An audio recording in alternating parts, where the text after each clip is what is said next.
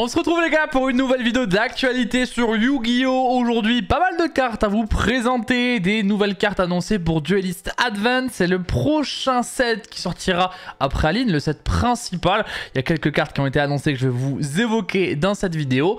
Comme d'habitude, n'hésitez pas à liker, commenter et vous abonner si vous appréciez le contenu de cette chaîne où vous pouvez retrouver des vidéos d'actualité chaque semaine. Avant de parler des cartes qui vont sortir dans Duelist Advance, on va évoquer des protège cartes sorties en OCG, ça sort le 26 avril en OCG, c'est tout simplement The Chronicle Sky Striker Card Sleeve, donc des nouvelles protège cartes qui sont tout simplement de l'animé de Konami qui sont en train de faire, qui va sortir je crois dans plus de trop de temps, donc voilà, ils commencent déjà à sortir des produits dérivés, donc là c'est du lore SS évidemment et des petites protège cartes issues directement de The Chronicles. Il y a autre chose à vous présenter, c'est pour Bataille de légende Monster Mayhem, donc ça va être BLMM normalement je pense. Ça va sortir le 12 juin du côté du TCG et on a un petit peu tous les Chibi qui ont été annoncés, donc sachez que dans ce booster on aura notamment des cartes en Chibi possibles et donc des cartes emblématiques et donc tous les Chibi ont été annoncés. Il y a le petit Neos que je cache derrière ma tête mais qui est bien ici, donc très cool, c'est vraiment les monstres emblématiques de Yu-Gi-Oh! Que ce soit de l'animé ou même du jeu de cartes, hein. On pense à Gorz notamment, donc franchement un beau travail sur les petits Chibi qui étaient déjà sortis au Japon et qui arrivent du coup chez nous. Merci à mon partenaire Naruko Games. Sur le site vous pouvez retrouver des produits Yu-Gi-Oh! Et même sur d'autres TCG à des prix réduits. Il y a actuellement les précommandes pour la Display Quarter Century Stampede. N'hésitez pas à vous la procurer, lien en description. Si tu cherches des cartes à l'unité, je t'invite à aller sur le profil de Naruko, le lien est dans la description. Tu retrouves une tonne de cartes à prix très intéressant. Merci à lui encore pour sa confiance et son soutien, c'est important pour la chaîne. Avant de vous parler un petit peu de Duelist Advance, on va parler de ce tripack. Donc c'est le tripack qui comprend donc les succulents, les canines et qui prend aussi en compte les Dragon Tail. On a une nouvelle carte pour succulente qui a été annoncée, donc je vous la présente. C'est une petite magie jeu rapide, succulente surprise. C'est la seule magie jeu rapide parce qu'on n'en avait pas jusque là dans l'archétype. On avait des magies de terrain, je crois qu'on avait une magie continue peut-être, mais en tout cas on n'avait pas de magie jeu rapide. Donc succulente surprise, voilà, ça fait un peu penser à une fusion pour le coup, mais on va voir que c'est pas le cas. Donc activez un de ces effets, mais vous ne pouvez utiliser chaque effet de succulente surprise qu'une fois par tour. Donc j'imagine que si on a deux fois la carte, on peut activer les deux effets de la carte. On peut cibler deux monstres lumière bêtes que l'on contrôle et deux autres cartes contrôlées par l'adversaire, les renvoyer à la main. Donc ça c'est une interruption pendant le tour adverse où on peut bounce, donc ça bounce 2 chez nous pour envoyer 2 chez l'adversaire aussi. Donc c'est quand même beaucoup hein, de bounce 2 chez soi.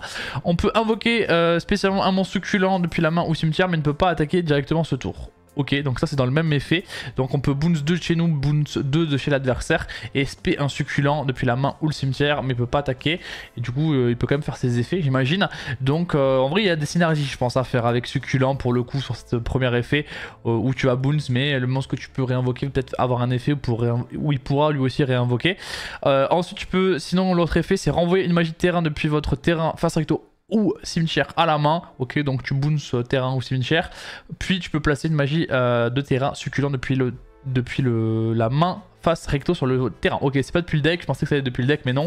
En gros, il va falloir tuto l'un des deux terrains et on peut en gros échanger l'un des terrains ou recycler l'un des terrains qu'on a dans le cimetière à la main pour en reposer un ensuite. Ok, alors reste à savoir, est-ce qu'on peut bounce un terrain qu'on a dans le cimetière et puis le placer lui-même? Ouais, je pense, vu que c'est un puis et que c'est un vous pouvez. Donc c'est à dire que si on a juste cette carte là, on peut sélectionner renvoyer le terrain qui est au cimetière et directement ce même terrain le remettre sur le terrain face recto. Ok, donc j'imagine que c'est fait pour ça, c'est fait pour recycler un petit peu les terrains parce que ça va être un petit peu la mécanique du deck. Bon, pour l'instant succulent ça a l'air d'être un deck correct sans être exceptionnel. On passe maintenant à Duelist Advance. On rappelle que Duelist Advance ça sort le 26 avril en OCG et chez nous c'est le 3/07, donc ça va sortir le 3 juillet chez nous hein. Donc c'est le premier booster de la nouvelle ère, c'est le premier core set après Aline hein. Donc ça va être un booster quand même assez important.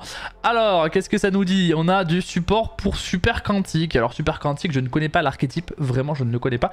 C'est pour le coup le premier une fée Zétan Super Quantique, Ténèbres Zombie 0-0. Je ne sais pas ce que fait l'archétype, donc vraiment les gars, voilà, c'est des experts, dites-moi, mais vraiment je me suis pas renseigné. Si cette carte elle est dans la main et que vous contrôlez un monstre super quant, autre que elle-même, vous pouvez invoquer spécialement cette carte, puis vous pouvez faire devenir son niveau du niveau d'un monstre super quant que vous contrôlez. Très bien, donc j'imagine que c'est pour soit faire des Xyz, soit pour faire des synchros, hein, a priori. Donc c'est un extender cette carte là.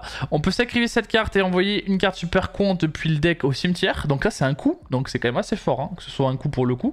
Et on invoque spé un monstre super quant depuis le deck. Ouf, oh, alors ça c'est fort, hein.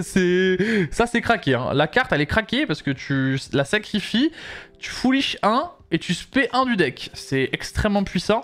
Ça fait penser un petit peu à Neptabis, la petite niveau 1 de Mermail, qui fait un petit peu cet effet là de foolish 1 pour spé 1, enfin pour tuto 1 en l'occurrence, mais ça fait un peu penser à ça dans les faits. Donc elle se coste, mais tu foolish et tu tuto, enfin tu spé même, c'est plus fort que ça. C'est une super carte honnêtement. Après c'est une super carte d'archétype, reste à savoir ce que fait l'archétype.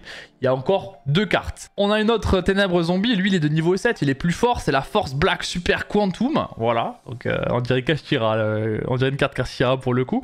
Lorsque votre adversaire active un effet de monstre, en effet rapide, on peut défausser une autre carte et si on le fait, on invoque spécialement cette carte depuis la main. Ok, donc c'est un extender, voire une entrap, on peut imaginer.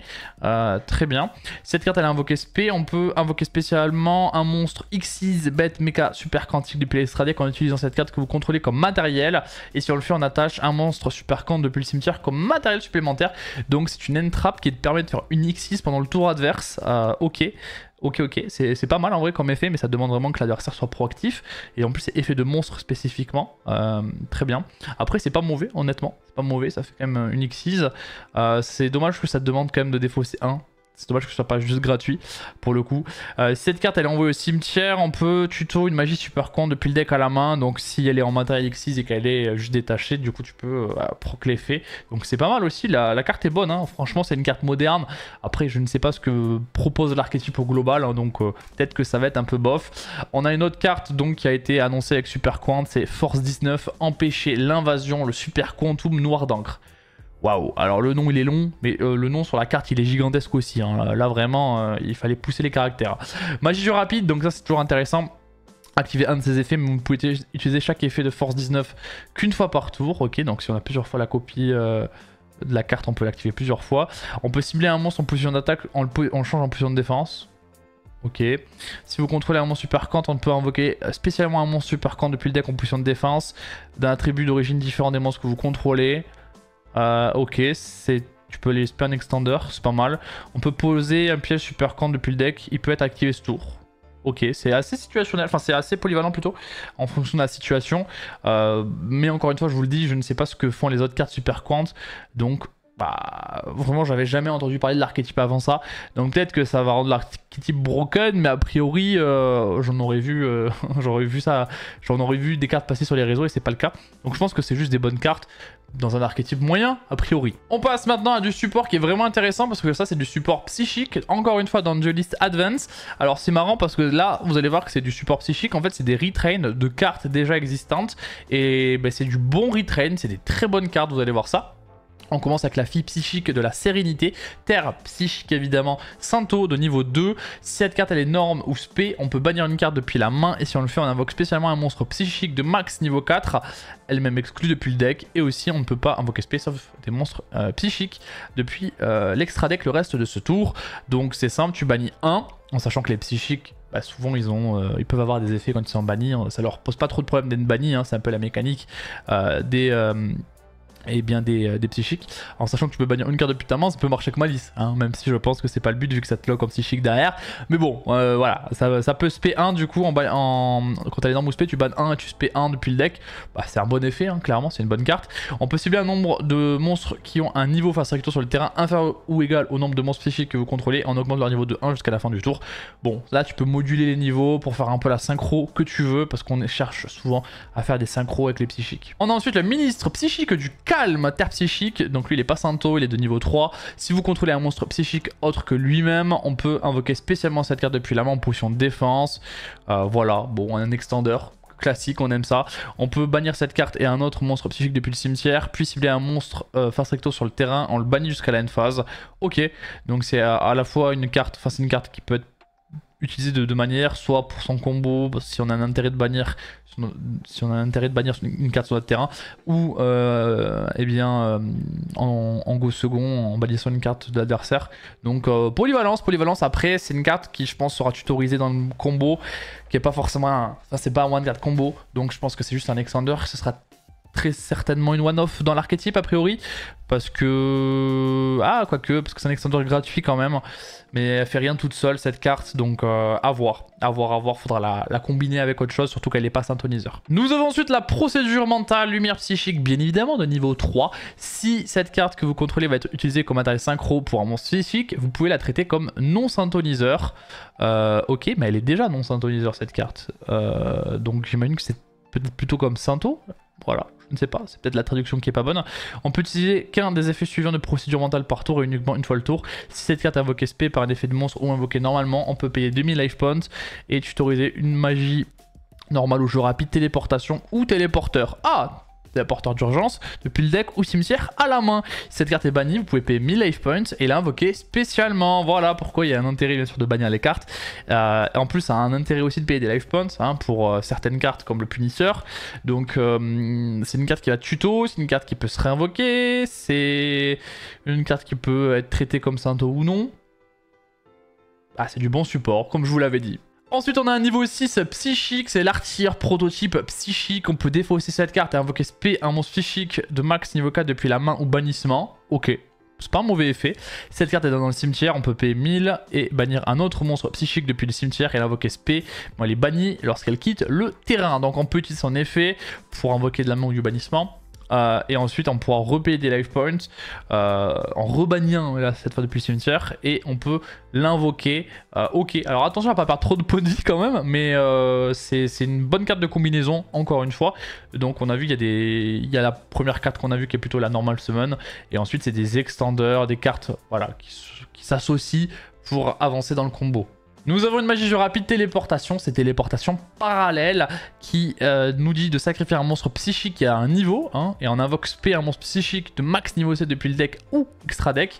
Ok, donc on peut quand même invoquer des trucs.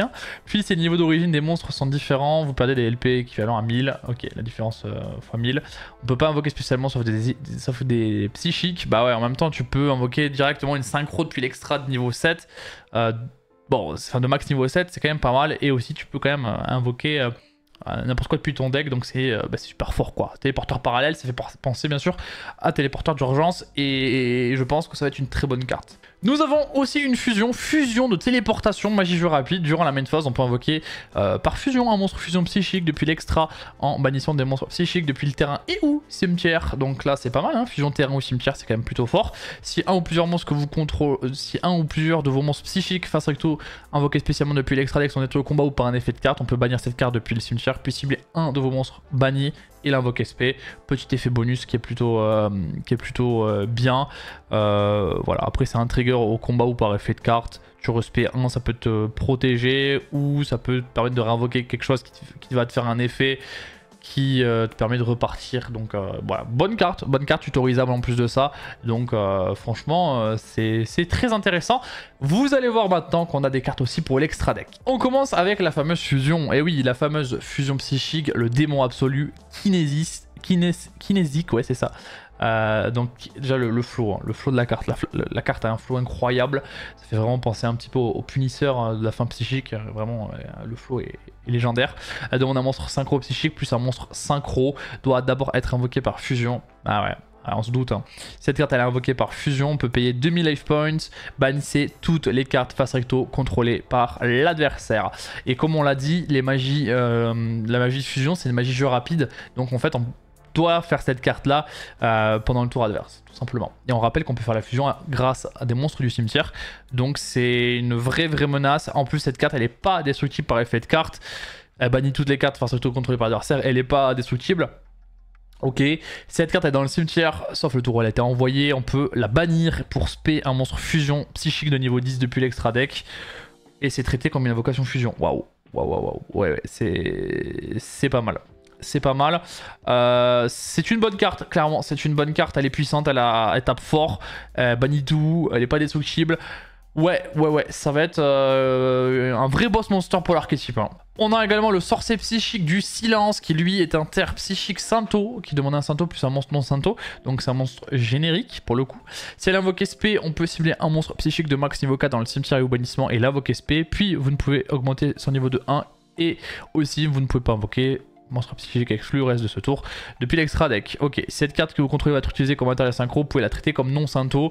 Donc elle a cet effet là d'être synthoniseur mais de pouvoir être non synto s'il le faut. Donc ça c'est très intéressant hein, ce petit effet on va dire bonus qui est modulable sur la situation, ça c'est vraiment fort. Et donc cette carte vous la faites et vous pouvez directement refaire une autre synchro derrière parce qu'on peut réinvoquer un et ça bah, c'est fort quoi, t'avances dans ton combo et en plus ça te fait une synchro au cimetière qui sera utile parce que t'as besoin d'une synchro pour faire la fusion comme on a vu juste avant. Arc démon du croisement mental, c'est pensé arc démon du monde mental pour le coup. Donc l'arc démon du croisement mental, ténèbres niveau 8 psychique qui demande un Santo psychique plus un monstre non synthoniseur. Donc ça c'est pas générique pour le coup. En main phase, effet rapide, on peut cibler un de vos monstres psychiques max niveau 7, banni l'invoque SP. Donc encore une fois ça te permet de réinvoquer des choses du banni, on le sait, on a vu tout à l'heure, ça se bannit beaucoup avec les psychiques, hein, c'est une mécanique qui fait penser à Malice, mais c'est plutôt Malice qui s'est inspiré de ça.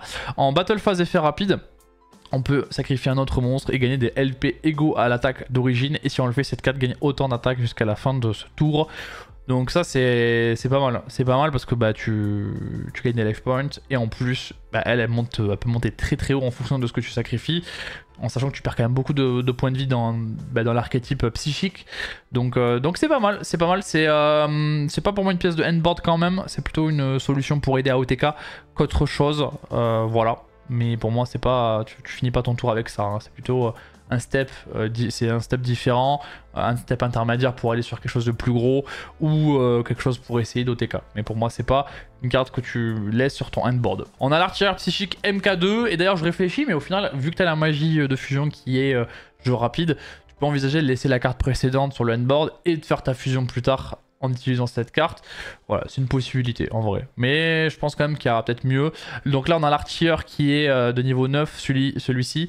Le flow des cartes, hein. Les cartes sont incroyables. Donc elle demande un Santo psychique plus un non Santo psychique. On peut cibler un monstre banni et l'invoquer SP sur le terrain. C'est un peu comme la carte précédente. En main phase, en effet rapide, on peut bannir un autre monstre depuis le cimetière. Cibler un monstre face recto sur le terrain. On le bannit et on gagne LP égaux à l'attaque d'origine du monstre banni. Ok, donc ça bannit un quand même, hein. Donc là c'est pas mal quand même. On bannit un monstre depuis le cimetière, on cible un autre monstre face recto sur le terrain, donc possiblement un monstre de l'adversaire. On le bannit, on gagne des LP, et en plus nous on a banni un monstre qui va peut-être avoir un effet quand il est banni. Donc c'est pas horrible, hein, c'est pas horrible du tout. Pour moi ça c'est plus intéressant d'avoir ça sur le board final que le monstre qu'on a vu juste avant. Bon en tout cas c'est des bonnes cartes les psychiques, y a rien à dire, c'est du bon support, des bons retrain et on peut je pense en faire un vrai deck qui fait quelque chose. Cette vidéo n'est pas terminée les gars parce que j'ai encore des cartes à vous présenter, des cartes qui pour l'instant bah voilà ont été annoncées mais pas forcément avec des beaux visuels. C'est des cartes qui sont dans le V-Jump, donc des promos de magazine. On a notamment une carte qui est encore inconnue, c'est une nouvelle carte Assaut de l'air. Eh ouais, Assaut de l'air ça va recevoir du support encore et toujours pendant des années. C'est une lien 1, donc forcément dans Assaut de l'air on sait qu'il y a beaucoup de lien 1 et on ne sait pas encore ce qu'elle fait, on sait juste que bah, c'est prototype Assaut de l'air Amatsu. Voilà, donc à vos pronostics, on a l'art de la carte qui est sacrément badass pour le coup, qui pointe vers le bas, mais on n'en sait pas plus et on sait que ce sera la promo du V-Jump de juin 2025 qui sortira en avril 2025, donc voilà, il faudra encore un peu de patience, ce sera révélé le 7 avril, donc voilà, on a le prototype Assaut de l'air Amatsu. On a d'autres cartes qui ont été annoncées, donc on a le vaisseau spatial d'ajustement, donc la carte elle est toute petite parce qu'elle n'a pas encore été vue dans un beau visuel, donc là aussi c'est une promo, ça sort le 19 mars. On peut cibler un autre monstre machine que l'on contrôle, le niveau du monstre ainsi que cette carte devient de la somme des niveaux actuels de ces deux monstres jusqu'à la fin de ce tour, et aussi on peut pas invoquer sauf des exquisites depuis l'extra death sur le reste de ce tour. Bon, c'est fait pour moduler, pour faire une exquise quoi, voilà, pour faire simple. On a ensuite Gardien de la Lune. Elle aussi c'est une promo bien sûr de V-Jump. Si l'adversaire contrôle deux monstres minimum, on peut invoquer SP cette carte depuis la main. On peut l'invoquer qu'une fois par tour de cette manière. Si cette carte elle est énorme ou spé et que l'adversaire contrôle un monstre, on peut cibler un monstre lumière de niveau 4, strictement de niveau 4, et on l'ajoute à la main. Donc ça va de récupérer une ressource et il peut éventuellement se spé gratuitement. Donc ça peut être un Extender qui te récupère une ressource en main. Pourquoi pas, en vrai pourquoi pas. Et ensuite on a le Magicien de la Lune, une autre promo qui, elle, si l'adversaire contrôle un monstre X6, on peut l'invoquer spé depuis la main. Donc ça, pour le coup, c'est pas mal. Selon la méta, ça peut être très intéressant. Et l'autre effet de la carte, c'est l'énorme ou spé. On peut cibler un monstre lumière de niveau 4 dans le cimetière et l'invoquer spécialement, mais annuler ses effets. Ce qui te permet de faire une X6 juste derrière. En vrai, pas horrible parce que c'est monstre lumière de niveau 4. Donc là, actuellement, on peut se régaler parce que des lumières de niveau 4, il y en a dans le jeu. Comme Ice Ryzeal et X Ryzeal par exemple. Donc on peut complètement envisager que cette carte-là puisse être un Extender qui reborn 1 pour faire une X6 derrière. En vrai, cette carte-là peut avoir un potentiel. Vraiment, elle peut vraiment avoir un potentiel. Surtout dans Ryzeal qui joue des lumières de niveau 4. Hein. Donc à surveiller, ça me semble être une carte qui pourrait avoir un avenir. À voir, hein, à voir. C'est pas une carte qui fait quelque chose toute seule. Ça demande que l'adversaire il ait un monstre X6 en plus pour l'aspect. Mais sait-on jamais, ça peut, voilà, ça peut avoir des petits effets sympas, en tout cas ça peut faire des choses. Voilà, c'est tout pour aujourd'hui pour les petites news. Chaque semaine vous avez une vidéo d'information sur les sorties de Yu-Gi-Oh! N'hésitez pas à vous abonner à la chaîne si ce n'est pas déjà fait pour ne pas manquer la suite des vidéos. Je vous laisse là, c'était SD, gros bisous, tchuss.